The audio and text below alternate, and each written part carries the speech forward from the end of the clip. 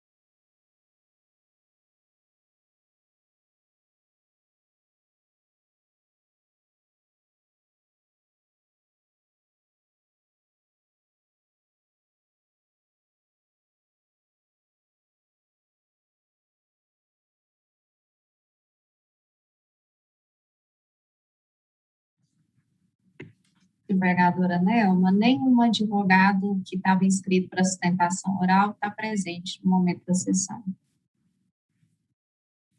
Então, vamos seguir a pauta do dia. Se algum deles entrar no decorrer da pauta, a gente oportuniza. Se não, vamos constar que eles não se encontram presentes na sessão. Então, o número 1 da pauta do dia é uma ação rescisória de número 50.59.501.36, de minha relatoria, a autora Ana Emília Carrijo e outros, advogada doutor Iusca Nascimento de Souza e doutor Lincoln Paniago Vilela, e réu André Oliveira Carrijo e outros, advogados Bianco Júnior de Moraes e Jairo Antônio Ribeiro, procurador de Justiça, doutor Valdir Lara. Havia se inscrito para a sustentação oral, doutor Caleb, não, doutor Lincoln Paniago Vilela, que não está presente, né? Então, por favor, faça constar da ata que ele não está presente e eu vou passar o julgamento. Eu vou fechar a porta da minha sala ali, porque eu escutei que está tendo barulho e eu acho que pode ter interferência da sessão. Só um minutinho. Desembargadora? Oi. Advogada pode entrar na sala. Entrou? Isso. Tá, então só um minutinho. Só vou fechar a porta aqui.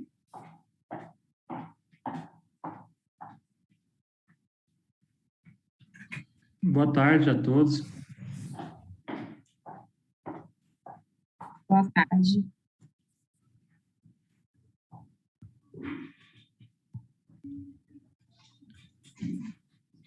Boa tarde, doutor. Eu já havia feito o pregão do processo que Vossa Excelência vai fazer sustentação oral, doutor Lincoln.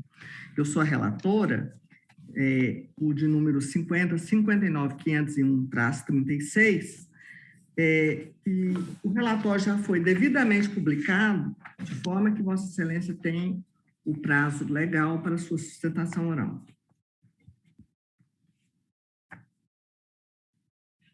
O senhor está sem som, doutor.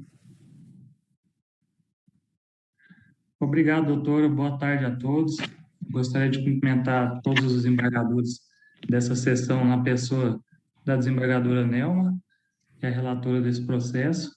E gostaria de fazer minha sustentação oral, sendo bem breve, para não tomar muito tempo de Vossas Excelências. De início, eu gostaria de tratar um pouco sobre o histórico desse processo. Trata-se de um processo originário, onde foi discutida a nulidade de uma doação, pois um dos irmãos convenceu os demais que, depois de uma remarcação das terras que foram doadas pelos pais, havia um excedente, e um desses irmãos convenceu os demais a ingressar na justiça para colocar essas terras para que elas fossem novamente repartilhadas no inventário dos pais, no futuro inventário, para que elas fossem levadas à colação.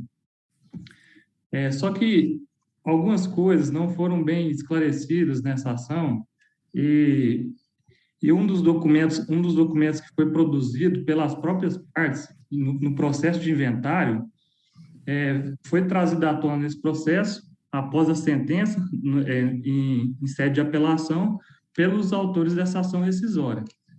E nesse documento, todos os irmãos, todos os herdeiros declararam que havia uma assunção de dívidas da Ana Emília e do Neybride, assunção de 2/3 das dívidas dos pais, pela compra de 2/3 das terras que ficaram com eles. E todos os irmãos reconheceram nesse documento que foi levado só ao inventário, porque um dos irmãos que também tinha assumido as dívidas, ele produziu esse documento e os demais irmãos assinaram, declarando que houve sim a partilha, e 2/3 das terras que a Ana Emília e o Neybride receberam haviam sido por meio de compra e venda, e que todos os irmãos tinham anuído com isso. E esse documento, no acórdão, ele não foi recebido pela turma que julgou a apelação, porque, segundo a turma, constituiria uma inovação recursal, por ele não ter sido apreciado em primeiro grau. Em que pese o respeito que eu tenho pela turma julgadora, não se constituiria uma inovação recursal, porque toda a tese de defesa da Ana Emília e do Ney Bride na ação originária foi em cima dessa compra e venda de 2/3 do imóvel. Tanto é que na sentença consta isso, na sentença de primeiro grau, o juiz colocou dessa forma aqui, ó.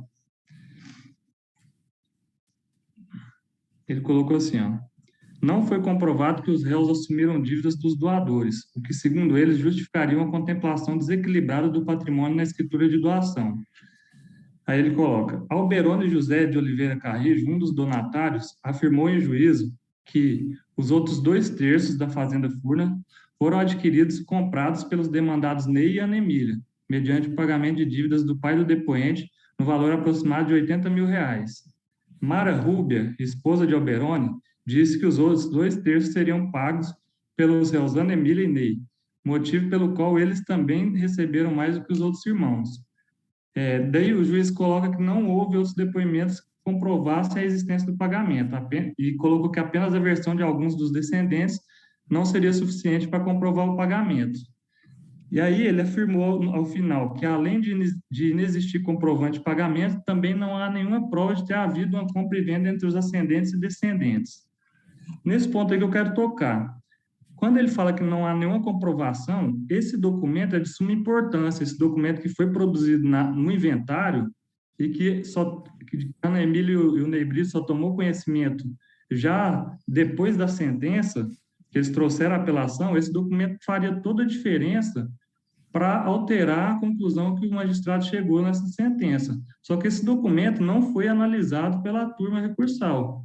E isso acabou prejudicando a ampla defesa deles, mesmo que isso seja uma previsão expressa no artigo 435, parágrafo 1 do CPC, que admite a juntada posterior de documentos formados após a contestação, bem como aqueles que se tornam conhecidos e acessíveis após esses atos. Então, o STJ tem entendimento pacificado que em sede de apelação é possível a juntada de documentos que não sejam indispensáveis à contestação, desde que garantido o contraditório e ausente qualquer indício de má-fé. E todos esses requisitos estão aqui. Não havia má-fé das partes em fazer essa juntada na apelação, a má-fé houve da outra parte, dos réus dessa ação rescisória que produziram esse documento, que já existia uma ata quando foi feita a partilha, essa ata foi extraviada, vários deles afirmaram isso durante o processo, e eles produziram esse documento depois, durante o inventário, porque um deles sentiu que a mesma coisa, a mesma injustiça que foi praticada com a Ana Emília e com o Ney, poderia ser praticada com ele, que também tinha assumido 40 mil em dívidas dos donatários. Então, ele vendo isso, ele fez os outros irmãos assinarem, e aí veio à tona a verdade. E essa verdade acabou não sendo apreciada nesse processo por essa questão processual que a turma entendeu que configuraria uma inovação recursal, que, ao meu ver, não se configuraria pelo aquilo que eu já disse. Essa matéria foi suficientemente debatida em primeiro grau. Não foi uma matéria nova, não foi uma fundamentação, não foi um fato novo que eu trouxe ao processo. Então, assim, dessa forma, eu gostaria que esse acórdão fosse rescindido para que uma nova decisão fosse tomada, apreciando também essa declaração que foi produzida pelos irmãos, juntamente com outras declarações no processo. Porque, apesar do magistrado de primeiro grau ter falado que só tinha o depoimento do Alberone e da sua esposa, né, no sentido de que houve a assunção de dívidas, há também o depoimento de outros dos irmãos que também reconheceram essa assunção de dívidas quando prestaram seu testemunho, ou quando prestaram seu depoimento pessoal no processo. Eu vou ler aqui para vocês alguns desses depoimentos nesse sentido,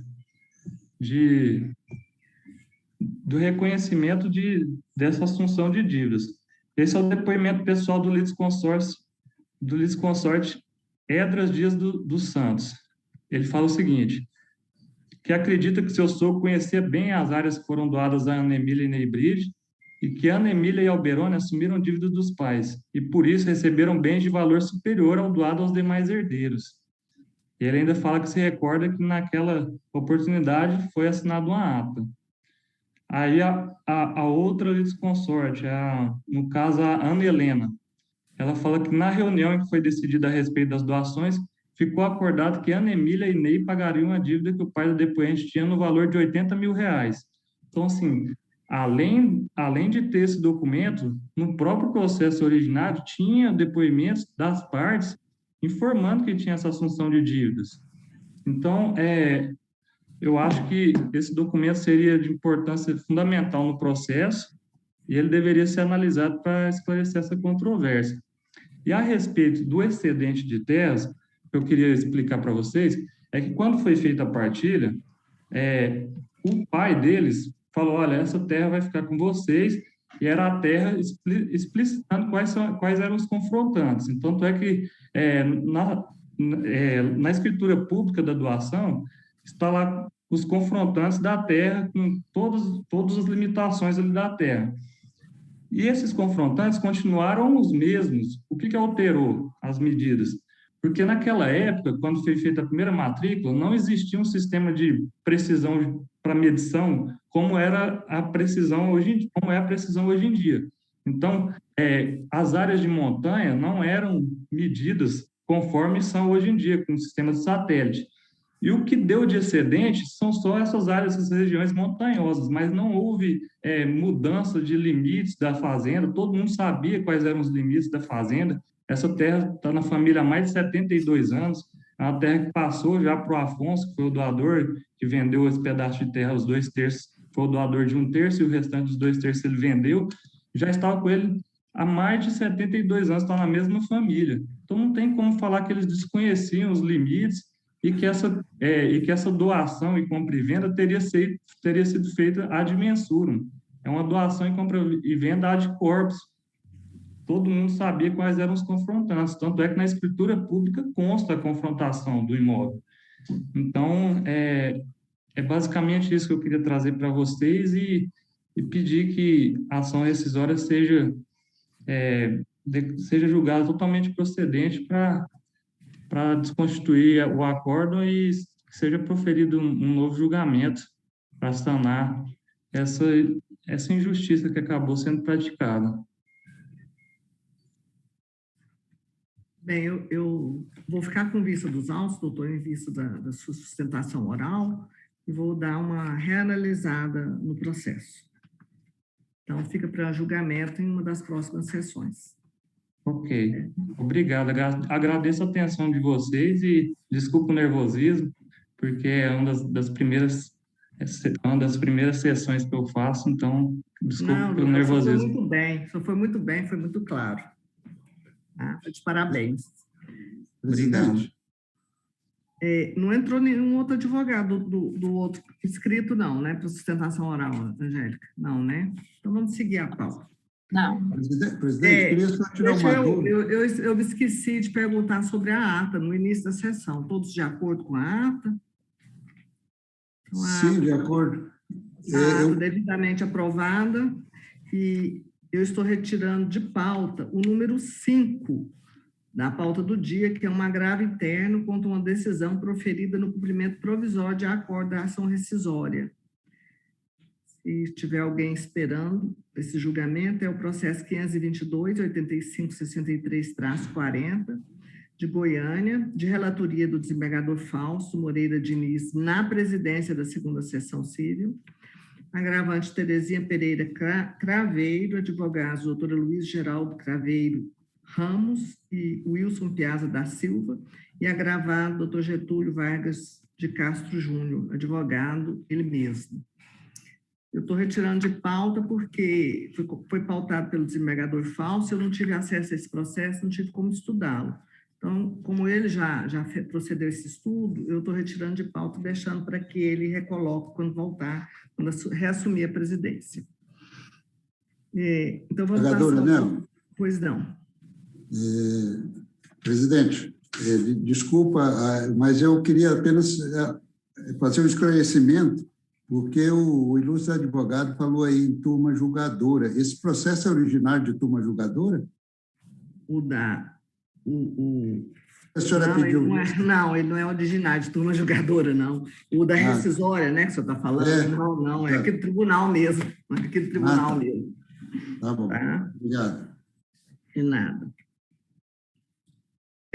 Então, vou anunciar o número 2, é uma ação rescisória, número 51.52.951-33, da comarca de Goiânia, de relatoria do desembargador Marcos da Costa Ferreira, autor Evaldo Rodrigues Soares, advogado doutor Elci Santos de Mello, réu Banco Santander Brasil, S.A., advogado doutor Ney José Campos.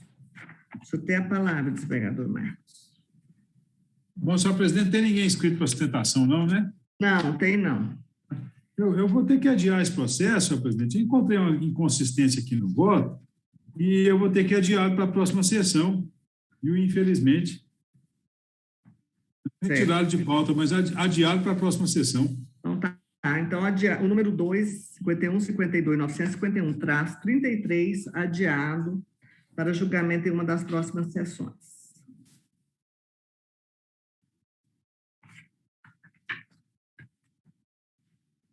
O número 3, embargos na ação rescisória, processo 54.25.827-65, da comarca de Goiânia, de relatoria do doutor Altair Guerra da Costa, embargante Kleberson Nunes Rosa, advogada doutora Érica Xavier Vidal, embargado Brazilian Mortgages Companhia Hipoteca, advogado doutor Carlos Augusto Tortoro Júnior. O senhor vai julgar, doutor Altair? Sim, senhora presidente. Esse tinha inscrição para sustentação oral, mas não compareceu, e eu nem sei se cabe a sustentação oral, né? Porque é embargos, né? Embargos. É uma questão... Não, esse é o terceiro, o que tinha era o terceiro da pauta adiada, não é esse, não. Você pode julgar. Tá. É uma questão muito simples. Os embargos foram originados a partir de um equívoco do embargante sobre o recolhimento de custas e do depósito da ação rescisória. Ele confundiu essas duas realidades. Na verdade, ele recolheu as custas, mas não realizou o depósito. Então, os embargos devem ser rejeitados, segundo o meu voto. Embargos rejeitados. Seguindo a ordem aqui, desembargadora Elizabeth encontra-se de férias. Quem está substituindo a desembargadora Elizabeth? Nós estamos de acordo, estamos, turma? Todo mundo de acordo? Todos de acordo. Tá, mas só para eu saber, então, quem está substituindo a desembargadora Elizabeth? Já tem alguém ou ainda não? Não, na verdade, não, ela ainda não saiu de férias, mas ela teve um imprevisto e não vai comparecer. Ah, tá. Uhum. Então, vamos ao número 4, que é um agravo interno nos embargos. Bom, todos concordaram, né, Angélica? Então, embargos rejeitados nos termos do voto relator, a unanimidade de votos. Número 4, agravo interno nos embargos de declaração na ação rescisória, 53.92.627-67, da comarca de São Luís de Montes Belos, relator desembargador Maurício Porfírio Rosa, agravantes Rodrigo de Paiva, microempresa, advogada doutora Lilian Faria Nunes e agravado Banco Bradesco, S.A. O senhor vai julgar, desembargador? Sim, senhora presidente. Em agravo interno, estou desprovendo. Esse agravo interno é numa ação,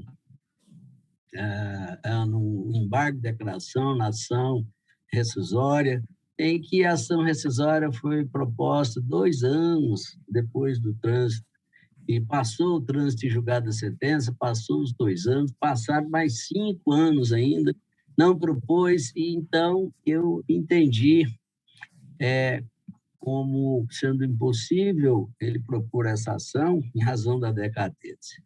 E dessa decisão, ele anda com embargo de declaração, dizendo que tinha prova testemunhal, prova testemunhal não é prova nova, que tinha também uma prova nova, que era a perícia, que foi feita nos juros, isso é numa busca e apreensão, decreto 911, e aqui eu estou conhecendo, mas desprovendo. Se quiserem maiores explicações, posso dá-las. Mas é assim que estou votando, agravo interno conhecido e desprovido.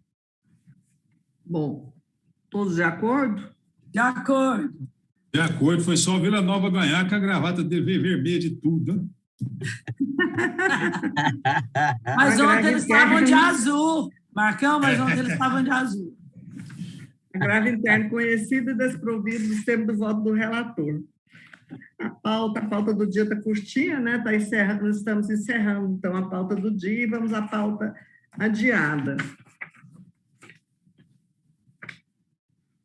O número 1 da pauta adiada é uma embargo de declaração na tutela provisória de urgência de número 5301-456-63, de Goiânia, de relatoria do desembargador Alain de Sena Conceição, embargante Odilson Badio de Rezende e outra, advogado doutor Jorge Thompson de Souza, embargada Bunge Fertilizantes S.A., advogados doutor Flávio Luiz e Archel e outros. Está com vista ao desembargador Marcos da Costa Ferreira, após os votos do relator pelo conhecimento e rejeição dos embargos, e da desembargadora Beatriz Figueiredo Franco, divergindo pelo acolhimento. O senhor vai julgar, desembargador Marcos? Sim, senhora, presidente. Tem a palavra? Eu queria tirar uma dúvida, desembargador Marcos. Eu estava aqui no dia da sustentação, mas não estava na sessão passada. Eu posso julgar hoje? Eu penso que sim.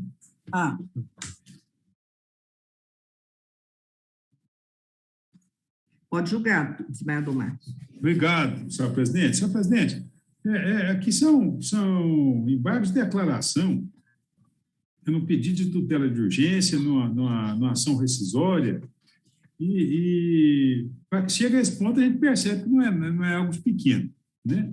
Obviamente que não.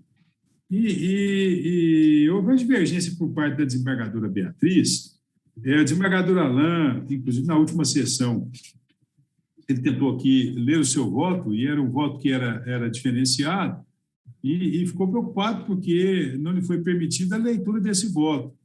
E eu fiquei, então, com vista dos autos, eu recebi o voto do desembargador Alain, recebi também o voto da desembargadora Beatriz, e a divergência que há aqui, já antecipo que data máxima vem na posição do desembargador Alain, eu estou acompanhando a desembargadora Beatriz, a divergência da desembargadora Beatriz. E em homenagem aos termos do bem lançado voto do desembargador Alain, que vou brevemente aqui, sem tomar muito tempo de Vossas Excelências, ler aqui a declaração de voto que faz para acompanhar a divergência. Vou poupá-los aqui do pequeno relatório que fiz e partirei do seguinte: não obstante respeitar o entendimento exarado pelo relator, dele diverge em parte acompanhando a divergência da desembargadora Beatriz, tão somente por entender não ser cabível o deferimento da tutela de urgência pretendida por não identificar o fumus boniuris. Como bem explanado pela ilustre desembargadora, e abro aspas, no acórdão prolatado no agravo interno, evento 58, interposto contra a decisão que acolheu a preliminar de perda superveniente do objeto da tutela provisória de urgência, evento 13, houve identificado o fumus boniuris em alegação extraída da inicial da ação rescisória, em que é apontada a violação ao artigo 319 do Código de Processo Civil de 73. Se o réu não contestar a ação, reputar-se-ão verdadeiros os fatos afirmados pelo autor. Lastreantes no acórdão visto no artigo 1, movimento 9, referência ao voto prevalecente redigido pela desembargadora Nelma Branco Ferreira Pereira, que, repita-se, afastou a preliminar de nulidade do decreto de revelia da empresa apelante. Fecho aspas. A decisão, portanto, foi embasada na ausência de análise do mérito, o que poderia dar plausibilidade nas alegações da ação rescisória, uma vez que a revelia, por si só, não leva à procedência automática do pedido, embora torne verdadeiros os fatos afirmados pela parte autora na ação revisional. É disso que, ao revel, é possível ingressar nos autos a qualquer momento, recebendo do estado em que se encontra, podendo levar para a esfera recursal apenas as matérias de ordem pública e passíveis de conhecimento de ofício, segundo o artigo 302 do CPC de 73, que corresponde ao 342 do CPC atual, sendo vedada a discussão de questões afetas à contestação em razão da preclusão, sob pena de supressão de instância e violação ao duplo grau de jurisdição.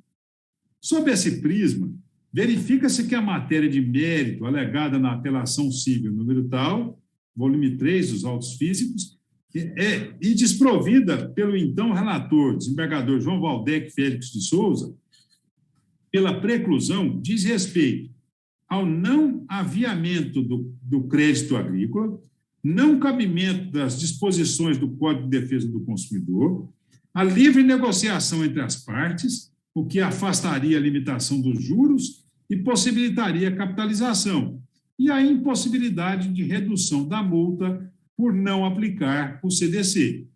Logo, não vislumbro possível infração ao ordenamento jurídico, pois, ao declarar a preclusão do conhecimento da matéria de fato ou de direito, observou a legislação aplicável ao caso, artigo 302 do CPC de 73, sem possível violação à literal disposição da lei, não se observando, neste momento, a plausibilidade do direito para o questionamento via ação rescisória e, consequentemente, para a concessão da tutela pretendida.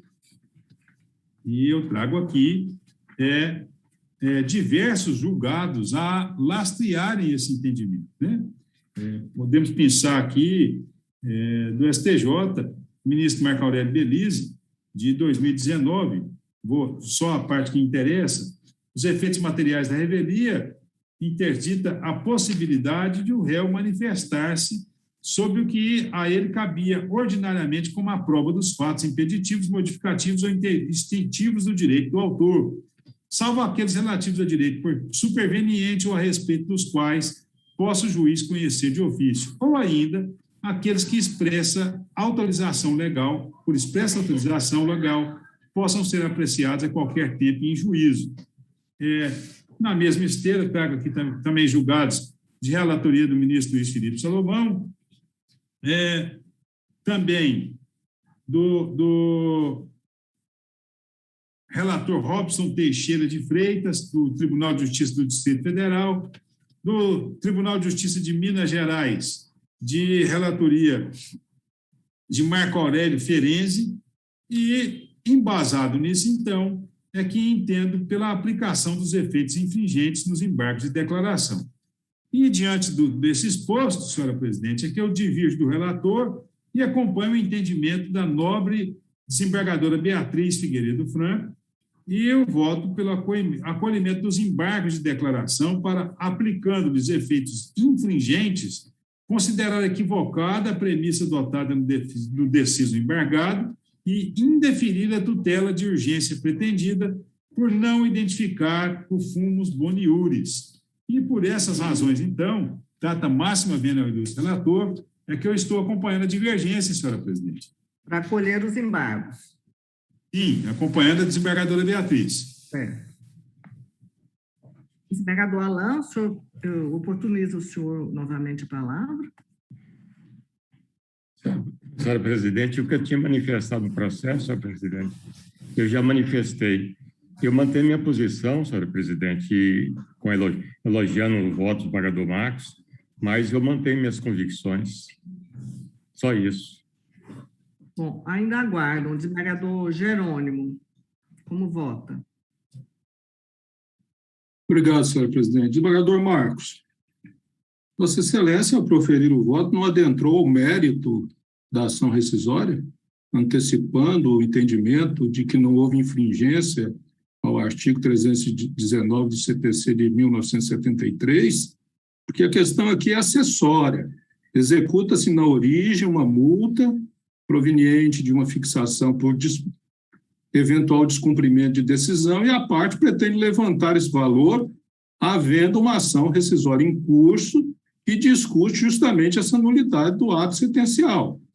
Eu penso que isso aí seria, em espécie, discutir plausibilidade e não dizer que não é possível, ou então estaríamos extinguindo a rescisória nesse momento, porque não haveria pressuposto fundamental para a sua propositura. Eu tenho dúvidas sobre este aspecto da fundamentação. E entendo que a decisão do desembargador Alain está correta no seu momento processual em que foi proferida. Aí houve agravo interno, desse agravo interno agora há embargo de declaração, é isso, né? Eu vou ficar com vista, desembargadora Nelma, sem querer provocar uma discussão antecipada para analisar melhor este processo, porque não entendi a divergência da desembargadora Beatriz naquele momento. Por esse motivo, vou pedir vista. Perfeito. Senhor presidente, só como ele citou meu voto, senhor presidente, se assim me permitir, Vossa Excelência, em verdade, não ingressei ao mérito, mas é difícil nós falarmos de fumaça do bom direito se nós não falarmos do próprio direito, né? Eu não posso dizer que há fumaça do bom direito se não entender que o direito que está sendo discutido é plausível ou não plausível. Não estou aqui jamais ingressando no mérito da ação rescisória, mas para acompanhar a indústria divergente, eu teria que, de qualquer forma, discorrer a respeito daquilo que foi a fundamentação do seu voto, sem jamais aqui querer malferir ou extinguir a ação rescisória de momento. Mas para entender os requisitos necessários para a concessão de uma liminar, penso eu que nós temos que examinar, né? Aquilo que a lei nos determina. E é uma missão árdua para nós, julgadores, conseguirmos fazer isso sem ingressarmos na discussão do mérito. Tentei ser o mais superficial possível. Bem, desembargador Marcos, mas se há uma dúvida relevante em relação à validade desse ato, o prudente, em sede cautelar, é manter suspenso o levantamento. Esse é o prudente. Por isso que eu estou pedindo vista. Não estou adentrando ao mérito e acho que Vossa Excelência realmente fez uma análise de plausibilidade, embora tenha aprofundado um pouco nessa análise, do meu ponto de vista, mas eu não estou apontando uma incorreção do seu entendimento. Eu estou dizendo que, aparentemente, o mais prudente é manter a decisão do desembargador Alain até o julgamento de mérito dessa rescisória. Mas eu vou permanecer com vista, até mesmo para estudar melhor o caso e ler o voto de Vossa Excelência, que tenho certeza tem um conteúdo profundo, como sempre faz em suas decisões. E pode ter certeza que isso me traz grande tranquilidade. E, mais que isso, me deixa extremamente confortável, porque sempre entendi que a maior virtude que existe no sistema democrático é a nossa possibilidade de termos entendimentos diferentes e aquele negócio, né? Podemos discordar nossa vida inteira, mas somos capazes de dar nossa vida pelo nosso sagrado direito de discordarmos. E eu sei que esse também é o pensamento de Vossa Excelência. Estavam presentes na sessão e aguardavam para votar. Não quer falar, Presidente, preciso. Certo. Nós estamos apreciando essa liminar em uma cautelar. Isso que eu quero deixar bem claro. Os valores que seriam levantados, a princípio, a Vossa Excelência, a desembargadora Nelma deve saber, ele ultrapassava os limites de 300 milhões de reais.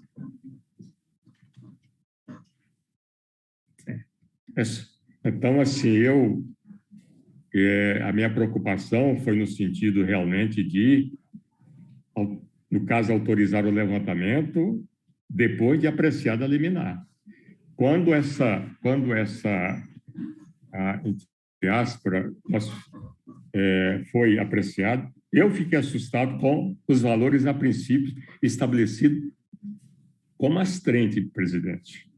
300 milhões de reais e chegou no STJ, o STJ, ele reduziu e muito. Assim, apenas uma preocupação minha, viu? Eu realmente fico assustado em autorizar esse levantamento, mas apenas uma preocupação minha. E quando a desembargadora Beatriz, apesar dela não estar presente, olha bem, que ela acompanharia o voto anteriormente proferido, mas eu não mudei nada do voto anteriormente proferido. Os embargos foram postos por quem? Pela parte contrária. Pela parte que quer levantar o dinheiro. Eu não mudei nada no voto proferido originariamente. Nada. Era só isso, presidente.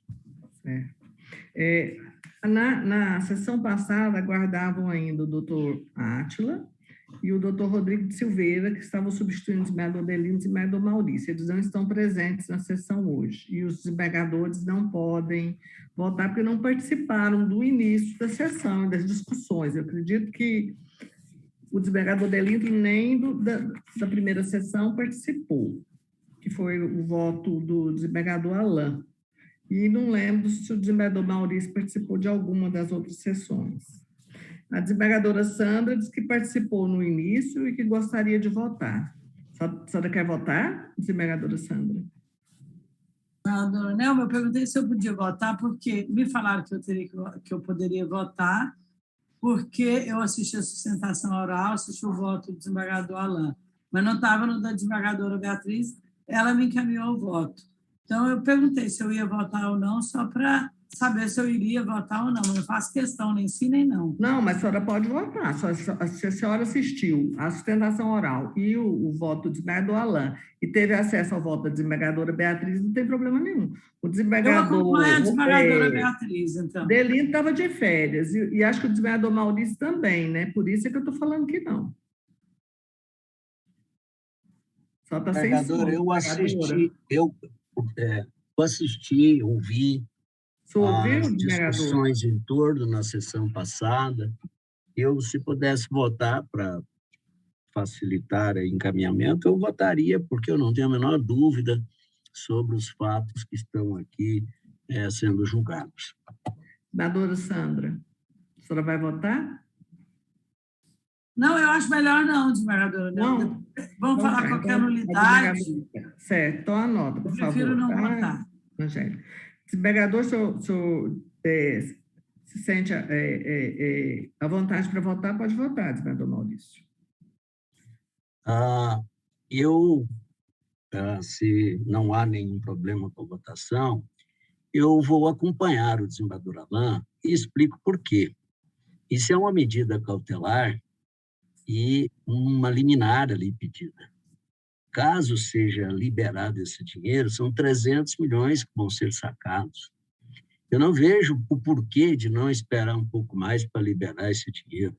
Não vejo razão para isso, porque vai dar oportunidade para o desembargador Alain analisar essa questão com mais profundidade e até pode ser que, ao final, ele chegue a essa conclusão. Eu acho que, liminarmente, por enquanto, a prudência está do lado do desembargador Alain. E eu diria aqui, para o desembargador Marcos, que nós não somos... Certa feita, o desembargador Jarbas Passarinho, no Senado, debatia com Paulo Brossard, dos grandes autores. Então, o Jarbas Passarinho tinha tomado posição a favor de uma lei, contra uma lei, e depois, na segunda votação, ficou a favor. Então, o senador Paulo Brossard, da tribuna, dizia que ele era como folha de bananeira, ia com o vento.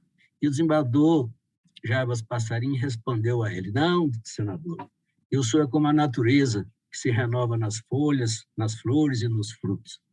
Então, nós podemos muito bem nos renovar no voto. Hoje eu posso ter essa convicção e amanhã depois, sem que isso seja um capítulo de minúcio para qualquer um, porque a convicção, ela pode ser mudada. E eu, no momento, eu até discuti isso fora daqui com o desembargador Alain, eu disse, inclusive, isso é só prudência. Por que vai levantar essa quantia tão grande quando se está discutindo exatamente o valor dela e discutindo também o levantamento nesse momento? Então, acho que é prudente que se mantenha, por enquanto, esse dinheiro sem ser levantado, para que, ao final da ação, haja essa decisão, o que certamente não vai mais demorar. Então, eu já declaro meu voto acompanhando o relator, pedindo vênia aí a divergência. Desembargadora, presidente Nelma, eu gostaria só de fazer um esclarecimento, se me permite. O valor bloqueado, o valor a ser liberado... Presidente, não é possível advogado questionar votos durante o julgamento. Não estou querendo questionar de forma alguma, é só para fazer... Não é possível isso. Não é 300. Gabriel. O valor bloqueado é bem inferior a um valor de 19 milhões, mais ou menos. Mas não interessa o valor. O valor aqui está sendo só... afirmado, mas não interessa qual é o valor. O que interessa é o que o desembargador Alain está julgando, a desembargadora Beatriz divergiu. Desembargadora Nelma. O valor em si não interessa. Desembargadora Nelma. Só um detalhe. o montante das frentes, a princípio, 300 milhões. O STJ reduziu 300 milhões. Eu perguntaria ao doutor Gabriel se ele questiona essa afirmação minha. Boa tarde, desembargador Alain. Não, eu não questiono. O que eu questiono é que o valor bloqueado não é esse valor. Pois é. Que após a redução do o que eu STJ, quero mostrar, o valor remanescente é 20 milhões, 19 milhões, em torno disso. Pois é, mas o que eu quero mostrar é que, a princípio, o valor das frentes era 300 milhões as frentes, e o STJ reduziu.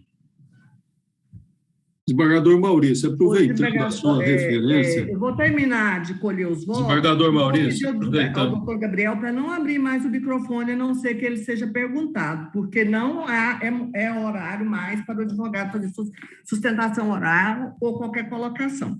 Eu vou terminar de colher os votos. Senhor presidente, aproveitando uma referência que o desembargador Maurício fez, quando a gente frequentou a faculdade lá atrás, nós estudávamos o processo civil sob a ótica do Código de 1973. E a doutrina ainda insurgente naquela época se reportava muito a Lopes da Costa.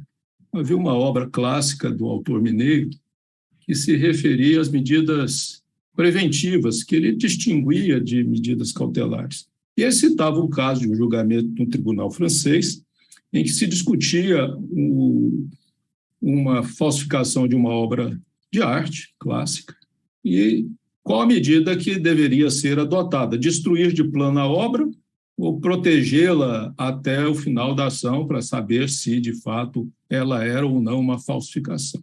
Parece-me que é a referência que o desembargador Maurício faz. Qual é a medida mais prudente nesse caso? Resguardar o levantamento, aguardar a análise profunda do relator a respeito se esse valor é, de fato, devido ou não, se a sentença que está sob objeto da rescisória vai prevalecer no seu trânsito em julgado ou ela vai ser rescindida ou não. É mais prudente ao tribunal, penso eu, com todas as vênias de quem vota ao contrário, que é manter este valor vinculado ao processo até o julgamento do mérito da ação rescisória. A decisão do desembargador Alain, no meu ponto de vista, é irretocável. Mas o senhor continua com vista? Continuo com vista. Certo. Eu sou a seguinte a votar aqui. Eu assisti o início do julgamento, ouvi o voto do desembargador Alain, tive acesso ao voto da desembargadora Beatriz, bem como ouvi também aqui na sessão, que eu não me ausentei de nenhuma das sessões, e eu sempre pauto pela cautela também. Eu fui criada com um ditado: cautela e caldo de galinha não fazem mal para ninguém. De forma que, nesse momento, sem ainda ouvir o voto do desembargador Jerônimo, e caso ele entenda de forma divergente, traga uma fundamentação nova, podendo refluir, nesse momento eu também acompanho o desembargador Alain. Presidente, eu vou só esclarecer o motivo da minha vista. Eu quero aguardar a desembargadora Beatriz retornar para esse julgamento ser feito de forma democrática, como foi assinalado pelo desembargador Marcos, para que a gente discuta profundamente a questão. Eu conversei com a desembargadora Beatriz, ela está de férias, ela só retorna em novembro, e ela falou que poderíamos ficar à vontade para julgar, já que ela já... Não, eu vou ficar com vista e aguardá-la, já adianto. Mas então eu já vou colocar, mais um motivo para eu me colocar, porque eu não sei se em novembro eu estarei aqui. Eu estou com problemas de saúde na família, então não sei como é que será o mês da agora para frente para mim. O processo vai ficar com vistas? Pois não, Angélica? Só lembrando, confirmando que me parece que o desembargador Alain também vai estar de férias nas próximas sessões. É isso, desembargador Alain? Angélica, eu vou sair de férias, presidente, mas eu mantenho as minhas convicções. Inclusive, ação rescisória E eu já encaminhei para a secretaria pedindo inclusão na pauta de julgamento. Porque, assim, a minha preocupação, o desembargador Jerônimo e o desembargador Maurício pontuaram muito bem, é apenas uma cautela, que, inclusive, as trente não transitam em julgado. As trente, ainda em execução de sentença, o juiz, ele pode sim reduzir a multa. Como então, disse, está colocada a posição do desembargador Alain, ele vai entrar de férias, mas a posição dele está mantida. Isso, eu lembro. Vai atrapalhar o segmento do julgamento. Eu lembro, presidente, quando do julgamento dessa ação, alguém se comentou, nós comentamos, 300 milhões daria para comprar praticamente Quirinópolis. Então, embargo de declaração, Angélica, voltando aí, embargo de declaração com vistas ao desembargador Jerônimo, após os votos do relator, pelo conhecimento e rejeição dos embargos, no que foi acompanhado pelos desembargadores Maurício e eu, e divergindo a desembargadora Beatriz Figueiredo Franco, que é pelo acolhimento dos embargos, e que foi acompanhada pelo desembargador Fausto Moreira Diniz, Elizabeth Maria da Silva, Guilherme Gutenberg, Isaac Pinto, Jair Ferreira Júnior. Só esses votaram. Sandra e Marcos também, desembargadora Neuza. A Sandra se absteve de julgar. E o desembargador Marcos, isso mesmo, o desembargador Marcos. Então, desembargador Jairo Ferreira Júnior, desembargador Marcos da Costa Ferreira. E a desembargadora Sandra, ela tinha manifestado, talvez pudesse julgar, mas depois ela achou melhor não, porque ela refluiu do seu pensamento inicial. Bom, esse é o número 2. E o último da pauta adiada é o agravo interno na reclamação. É o 51-99-944-3, da comarca de Goiânia, de relatoria do desembargador Maurício Porfírio Rosa, agravante Organizações Lucena Limitada, advogados Dr. Cássio Ferreira Moraes e outro, e agravada a 4ª turma recursal dos Juizados Especiais do Estado de Goiás. O senhor vai julgar, desembargador? Sim. Esse havia um pedido de sustentação oral, mas o advogado não compareceu. Inclusive eu queria ressaltar... Faz a anotação, por favor, tá, Angélica? Que isso é uma novidade, não é? Aí, de sustentação oral na agravo interno, uma decisão aqui de início que entendeu não caber a reclamação, porquanto não havia nenhuma das condições estabelecidas para a reclamação. Não tinha autoridade de julgado a ser garantido, apenas usou o reclamante da reclamação como sucedâneo recursal.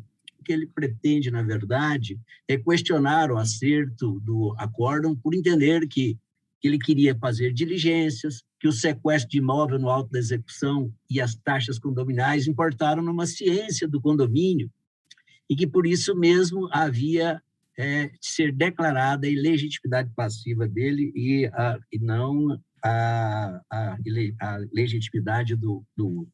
Porém, não há nenhuma decisão nesse sentido, não há nada que acoberte a pretensão. Então, em face disso, e para ser rápido, se maiores explicações quiserem, posso dar, eu estou conhecendo do recurso, mas negando provimento ao mesmo. Todos de acordo? De acordo. Então, agravo interno, conhecido e desprovido dos termos do voto do relator, à unanimidade de votos. Também terminamos os processos adiados. E temos na pauta 2 processos em mesa. Um que é de minha relatoria, o número 1 é um conflito de competência 53.41.110/64, suscitante o juiz de direito da 2ª Vara da Fazenda Pública Estadual da Comarca de Goiânia e suscitado o juiz de direito do 3º Juizado Especial da Fazenda Pública da Comarca de Goiânia. Eu vou julgar pela emenda, que acho que ela está esclarecendo bastante, bem esclarecedora, simples, vai mais rápido. Em razão de a demanda não se enquadrar nas exceções do parágrafo 1º do artigo 2º da Lei nº 12.153, de 2009, que dispõe sobre os juizados especiais da Fazenda Pública no âmbito dos estados, do Distrito Federal, dos territórios e dos municípios, e de que o valor atribuído à causa, assim como o proveito econômico pretendido pela parte autora, não ultrapassam o limite de 60 salários mínimos, além de a matéria ser de baixa complexidade, conclui-se que a competência absoluta para o processamento e julgamento da causa é do Juizado Especial da Fazenda Pública. Precedentes deste tribunal, incidente julgado procedente, competência do juízo suscitado. Posso escolher o voto por atacado? Como voto? Sim. Tá. Então, conflito de competência julgado procedente, competência do juízo suscitado, nos termos do voto da relatora, a unanimidade de votos. E o número 2 é o processo também de conflito de competência, número 53.408/99-28, de Goiânia, de relatoria do desembargador Jerônimo Pedro Vilas Boas, polo ativo, juiz de direito da 2ª Vara da Fazenda Pública Estadual da Comarca de Goiânia, polo passivo, juiz de direito da 1ª Vara Civil da Comarca de Goiânia, procuradora de Justiça, doutora Orlandina Brito Pereira. Você tem a palavra, desembargador Jerônimo. Obrigado, senhora presidente. Esse processo iniciou o julgamento na sessão virtual e o desembargador Maurício apresentou uma divergência quanto à sua conclusão. Naqueles casos, desembargador Maurício da Saniago, aqui se trata de um mandado de segurança impetrado contra o presidente da Saniago, em razão que os impetrantes entendem ou almejam a nomeação para emprego público decorrente de concurso público realizado pela Saniago. Então, é aquela questão, acredito que Vossa Excelência levantou na última sessão de julgamento aqui nossa, e aí seria o caso de ouvir a divergência, desembargadora Nelma.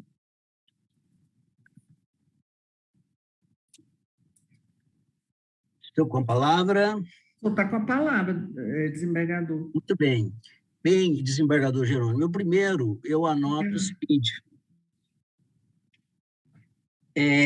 As pessoas jurídicas são divididas em pessoas de direito privado e direito público, é de sabença de todos. E é de sabença de todos também que a empresa pública e a sociedade de economia mista, como é a Saniago, também são pessoas jurídicas de direito privado.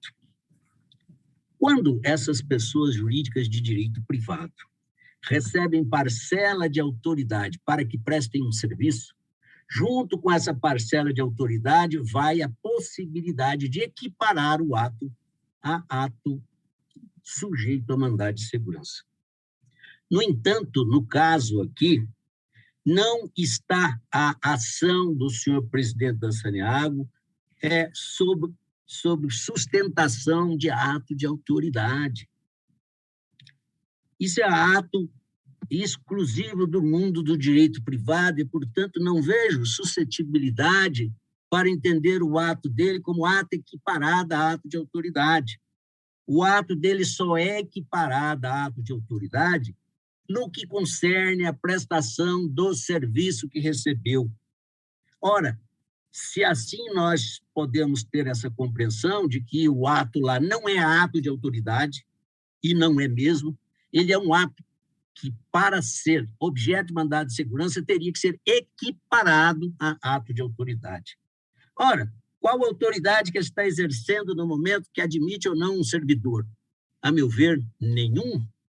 Não que o direito da pessoa não seja amparado, mas não há essa possibilidade de amparo através do mandado de segurança.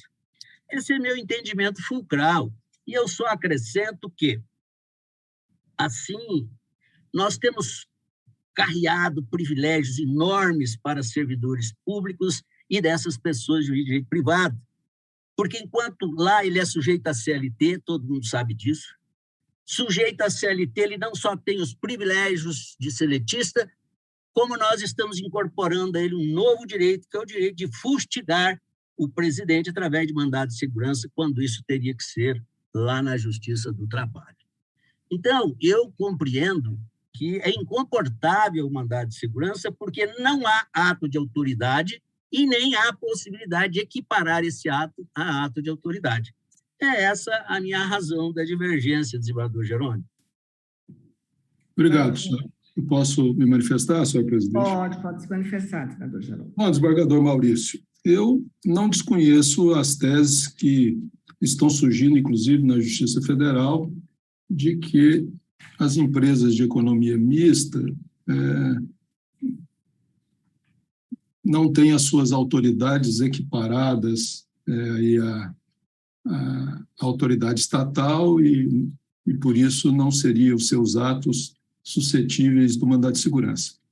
Nesse caso em específico, o que estamos aqui discutindo não é se cabe ou não mandado de segurança. Isso é uma decisão do juiz competente que vai apreciar a inicial. Quando o juiz da Fazenda Pública Estadual aqui recebeu este mandado de segurança, ele declinou da competência para o juízo de uma vara comum, de direito comum, uma vara civil, e aí se estabeleceu o conflito. Então, o que estamos decidindo é quem é competente para analisar a petição inicial, se é cabível ou não a impetração.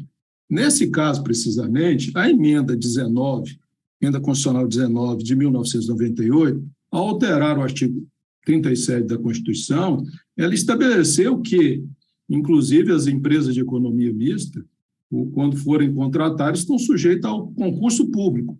Então, se há aqui uma equiparação, ela decorre da norma constitucional. Então, se é aceitável a tese de que, nesse caso, quando o presidente da companhia preside um concurso público, como foi esse, por força de disposição constitucional, se esses atos deles são atacáveis pelo mandado de segurança, decorreria da regra expressa na Constituição Federal. Há divergência, evidentemente, como Vossa Excelência entende, pela corrente de não cabimento do mandado de segurança, mas isso caberia ao juízo ACO, lá da impetração, decidir se ele recebe ou não essa inicial. E aí, ao órgão recursal posterior, decidir se é cabível ou não o mandado de segurança. Aqui eu estou definindo, desembargador Maurício, por 2 motivos básicos, 3, que seria da competência da Fazenda Pública Estadual e não de uma vara civil.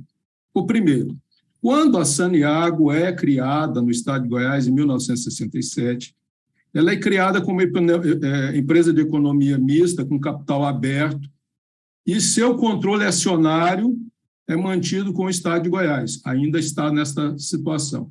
O estado detém a maioria das ações. E, por deter a maioria das ações, é controlador da empresa.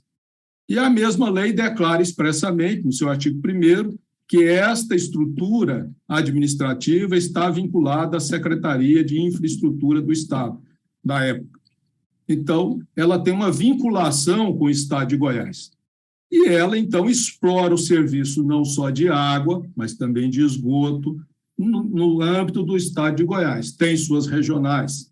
Então, há uma equiparação por força dessa lei estadual. É isso que o tribunal tem decidido ao longo do tempo, na égide do Código de Organização Judiciária de 81 e agora também, recentemente, no âmbito da nova legislação, que a competência é de uma vara de fazenda pública estadual.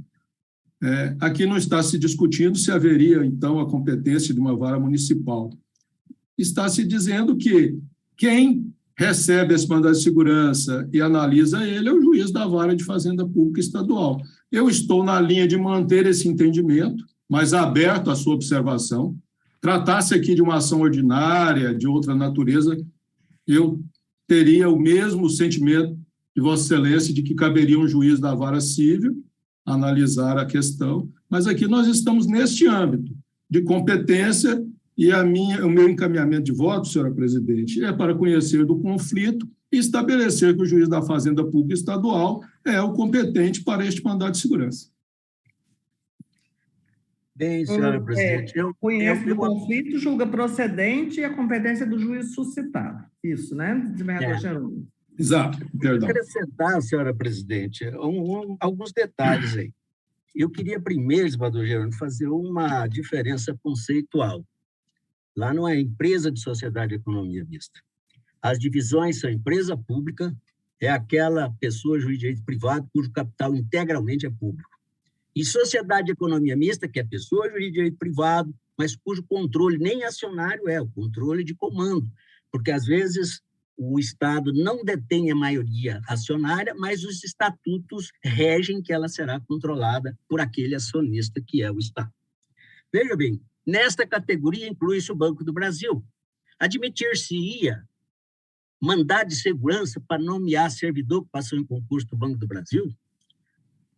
Nós poderíamos ir além. A Petrobras, admitir-se-ia mandado de segurança para nomear servidor que passou em concurso lá? É essa a minha grande dúvida, porque eu acredito que não, porque o mandado de segurança tem a ver com ato de autoridade. E até digo que o fundamento do mandado de segurança está no princípio da legalidade para a administração pública. A administração pública só pode fazer o que a lei a autoriza. E para coibir abuso a esse princípio, é que, quando violado a lei, possa-se, então, buscar rápida e urgentemente a recondução da administração para os trilhos da legalidade. E isso faz com que se inclua aí o mandado de segurança como opção do Constituinte. Mas esse instrumento ele não tem alcance contra pessoa jurídica de direito privado, a não ser, repito, se o ato foi equiparado.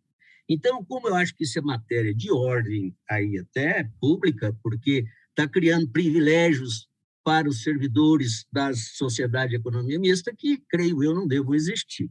Mas, de qualquer forma, vamos aí... Desembargador Maurício, mas nós podemos extinguir o mandado de segurança em sede de conflito de competência? Olha, eu não estou decididamente preparado para isso, mas, em tese, eu acredito que sim. Essa que seria a questão. Vou passar a colher os votos, então, porque eu ouvi divergência, vamos passar a discussão, então. Doutor Avenir, como vota? O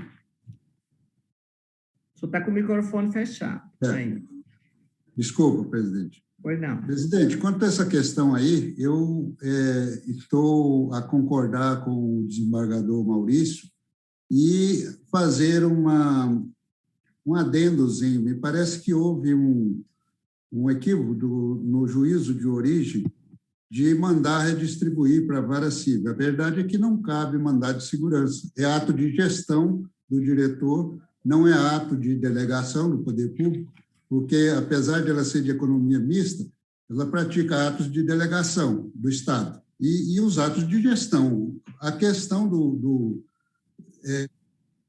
concurso é um ato de gestão, não cabe mandado de segurança. Então, ele deveria ter sido indeferido, a meu ver, modéstia à parte, na origem. Então, resta aí agora saber se, quanto à questão que o desembargador Jerônimo colocou, se pode extingui-lo nessa fase, porque não é caso para mandado de segurança.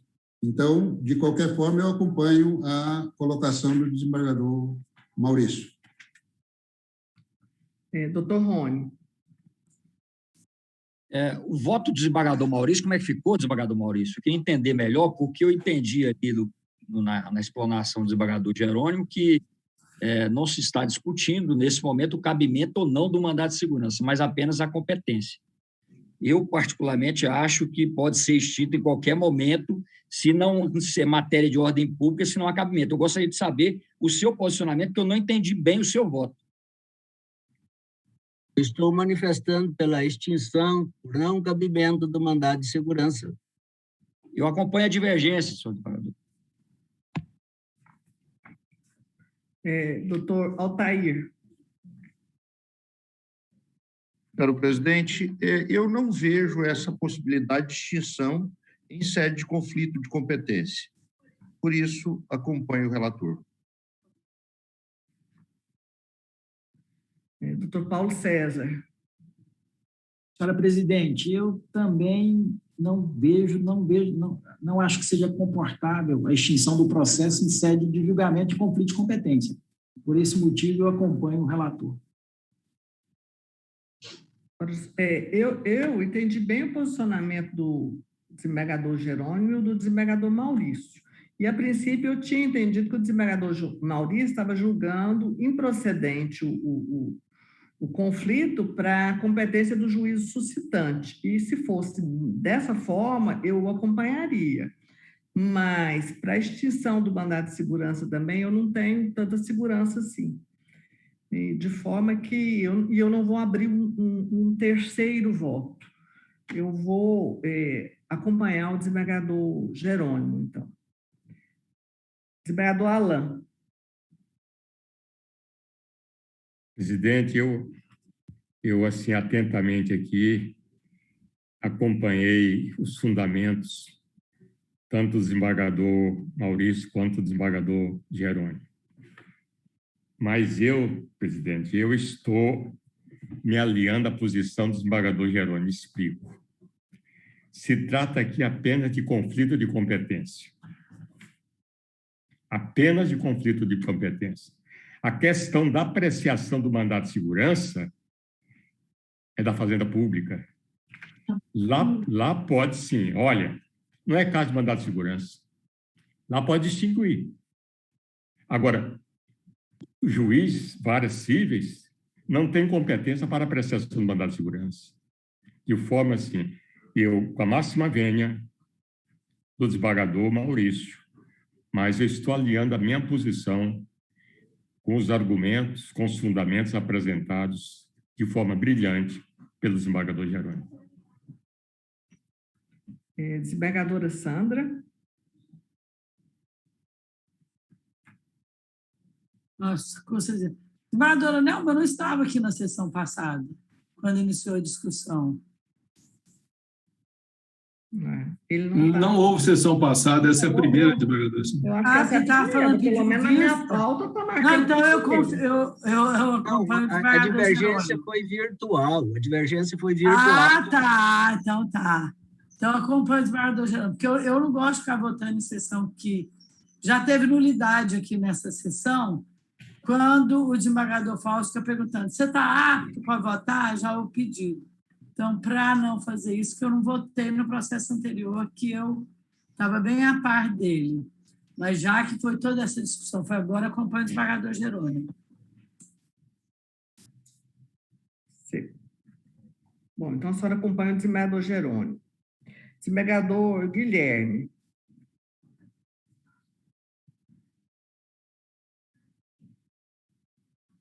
Ausente. Desembargador Delintro. Sim, senhora presidente, na sessão passada, eu até fui relator de um caso em que essa discussão veio a lume. Eu entendo, então, em princípio, que a competência é da vara da Justiça Estadual. Então, estando firmada a competência dela, ela vai decidir sobre se cabe ou não o mandado de segurança. E é nesses termos, então, que eu acompanho o relator, o desembargador Jerônimo. Desembargador Jairo. Senhor presidente, eu sempre digo assim que nós na vida somos eternos aprendizes. Aqui foram aulas dadas pelo eminente desembargador Maurício, pelo eminente desembargador Jerônimo, e eu parei aqui para escutar muito bem. Aí depois interveio o desembargador Alain, com sua sabedoria de sempre, e eu fiquei matutando aqui durante os debates, mas por hora, e já nós vamos definir isso aqui, eu acho que, tratando-se de conflito de competência, eu creio que o voto do desembargador Jerônimo está melhor fundamentado, com respeito que eu tenho para o meu querido colega e irmão, desembargador Maurício. eu acompanho o desembargador Jerônimo. Desembargador Jairo, só uma observação que eu poderia fazer a partir do que disse. Desembargador Maurício, nós teríamos um obstáculo, que é o princípio da não surpresa. Se nós fôssemos extinguir nessa sede, nós teríamos que converter, né, desembargador Marcos, para ouvir a parte quanto à possível extinção. Mas, para ficarmos unânimes, desembargador Maurício, eu proponho encampar parte da sua argumentação no voto, até mesmo para que o juiz, quando receber a resposta do conflito, ele possa se situar quanto ao cabimento ou não da segurança. Vereador Maurício. Eu, como disse, eu não tenho objeção, o que acho que, na verdade, é o direito, é o não cabimento desse mandado de segurança. Essa é a questão fulcral para mim. E, como fulcral, eu a entendo porque vai para o julgador. Ele julga. E, de novo, volta aqui. A gente voltou, já poderia deixar a coisa encaminhada para a solução. E a solução que vejo é essa, não o cabimento desse mandado de segurança. Mas eu acho que nós podemos sim formar unanimidade, eu acho que a minha posição doutrinária, ela não diverge disso aí do ponto de vista substancial, porque nós não estamos discutindo a minha tese aqui. A gente está discutindo se ela pode ser aplicada ou não neste caso. Eu até acho que cabe dúvidas sobre isso aí, como realmente os colegas estão tendo. Mas a minha compreensão é de que a celeridade da justiça, tudo, o final é esse, porque a gente não adotar esse espírito. Mas, se permitir aí ao juiz que ele tome uma providência, depois, eventual recurso pode facilitar uma decisão da gente. O que sugeriria Vossa Excelência? Posso votar, senhor presidente?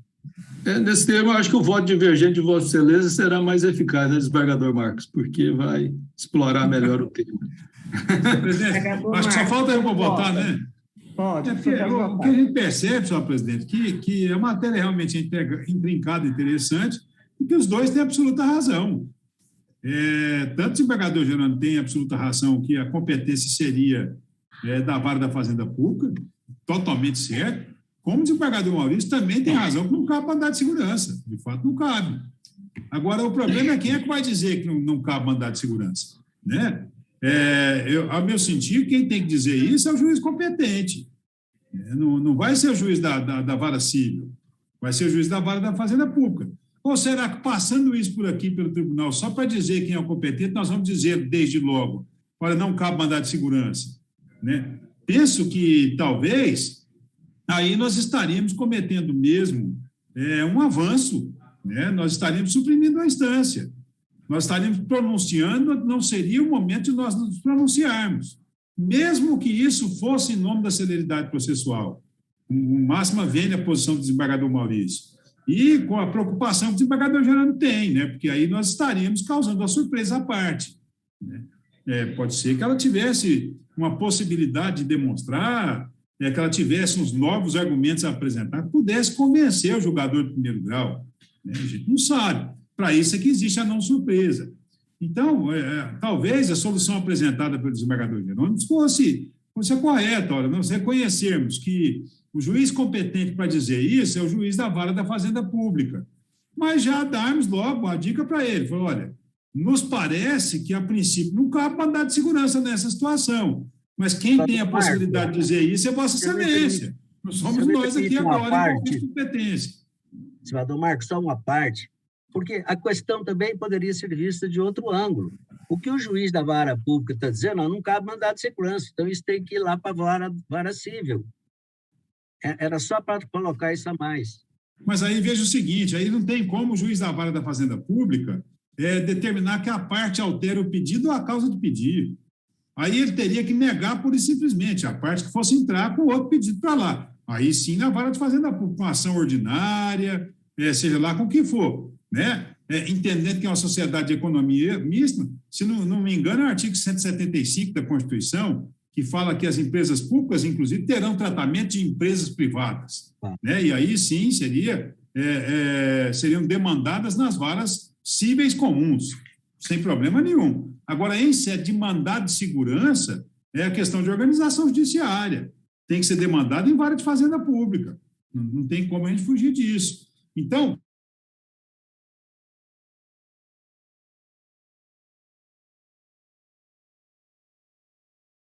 e a posição de Vossa Excelência também não está errada nunca, porque não cabe mesmo mandar. Então,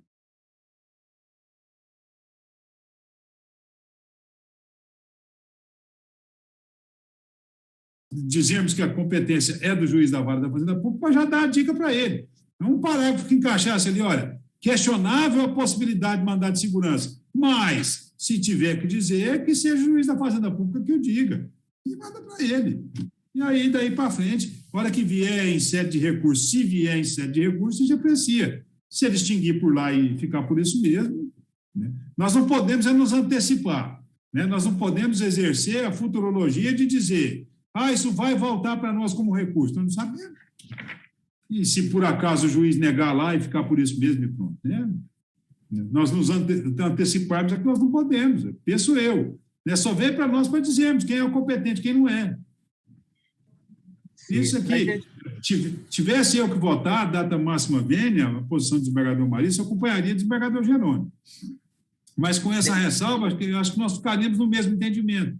Porque todos nós pensamos a mesma coisa. Não vi ninguém que dissesse entre nós aqui que cabe mandado de segurança. Não vi. Né? E também não vi ninguém que dissesse que o juiz competente para conhecer fosse o juiz da vara civil. Então, nós pensamos a mesma coisa. Todos nós estamos com o mesmo entendimento. Dá bem para misturar, dá bem para juntar aí no mesmo balaio e fazer uma decisão conjunta. Bem, fica com o desembargador Jerônimo. Eu não tenho objeção. Ficando isso, eu só entendo que não é comportável. Ficando isso, eu acompanho, acho que como todos os demais. Eu alinho ao seu entendimento, desembargador Maurício, no sentido de que o juiz pode, de fato, denegar de plano essa ordem ou dizer que não há possibilidade de impetração, porque não se trata de ato de autoridade. Aí, né, desembargador Jerônimo, ouvindo a parte para cumprir o 9 e o 10 do Código de Processo Civil. Mas aí, se Vossa Excelência quiser me mandar essa ressalva por escrito, eu integro na decisão e nós ficamos unânimes. Sim, acho que fica ótimo. Entendo que essa ressalva tem que ser feita no voto, né? Isso. Então, pode ser feita... Tem que ser no voto, exatamente. Indicando ao juiz para que ele tome as providências cabíveis, atendidos os artigos 9 e 10 do Código de Processo Civil. Aí vai lá, se ele entender que cabe, ele processa, se ele entender que não cabe, ele toma a providência do 9 e do 10, pronto. Todos de acordo? Sim. Estamos de acordo. Então, feito julgado procedente, competência do juízo suscitado, a unanimidade de votos nos termos do voto do relator. E aí, desembargador Maurício, o senhor e o desembargador Jerônimo combinam aí como seria feita essa ressalva. Já está feito. No finalzinho do voto, para que Antes de lavrar o acordo, eu passo pelo desembargador Maurício. Tá certo. Então, tá. Eu só queria... Mais algum processo em mesa? Alguém trouxe em mesa mesmo? Não? Então, são 2h55, até que estendemos um pouquinho mais, achei que a sessão ia ser mais curta, porque a pauta estava curtíssima. Agradecendo a proteção de Deus, a presença de todos os senhores e a oportunidade de, mais uma vez, estar aqui convivendo com os senhores, embora virtualmente, né? Eu encerro a sessão. Desembargadora? Aos